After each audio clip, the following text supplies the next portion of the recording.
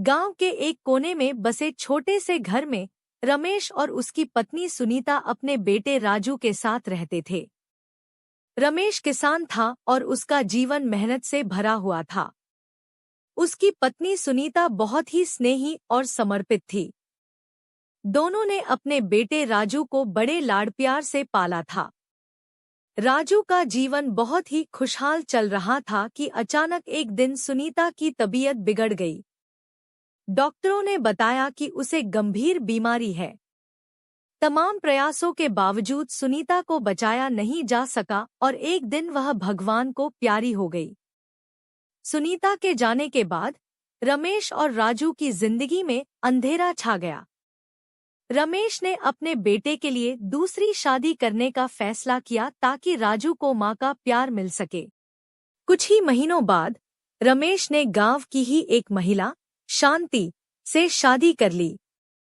शांति का स्वभाव पहले तो बहुत ही सरल और स्नेहपूर्ण लगा, लेकिन धीरे धीरे उसका असली चेहरा सामने आने लगा।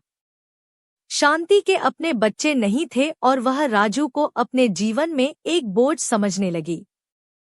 शादी के कुछ ही दिनों बाद शांति ने राजू के साथ बुरा बर्ताव करना शुरू कर दिया। वह उसे छोटी छोटी बातों पर डांटने लगी और बिना वजह के उसे कामों में उलझाए रखने लगी। पहले तो रमेश ने इसे ध्यान नहीं दिया, लेकिन जब शांति ने राजू को मारना पीटना शुरू किया, तब रमेश को एहसास हुआ कि कुछ ठीक नहीं है। रमेश ने शांति से बात की, लेकिन शांति ने बात को घुमाकर ऐसा दिखाया कि राजू ही सारी समस्याओं की जड़ है। उसने कहा कि राजू बहुत शरारती हो गया है और उसे सिखाना समझाना जरूरी है। रमेश, जो खुद अपने काम में व्यस्त रहता था, शांति की बातों में आ गया और उसने राजू को समझाने की कोशिश की। राजू की जिंदगी अब बहुत ही कठिन हो गई थी। वह दिनरात अपनी सौतेली मां के अत्याचार सहने लगा। उसे ठीक से खाना नहीं दिया जाता था और हमेशा काम में ही उलझाए रखा जाता था। अगर वह किसी काम में गलती करता तो उसे बुरी तरह मारा पीटा जाता। शांति का अत्याचार दिन-ब-दिन बढ़ता जा रहा था और राजू का जीवन दूभर हो गया था।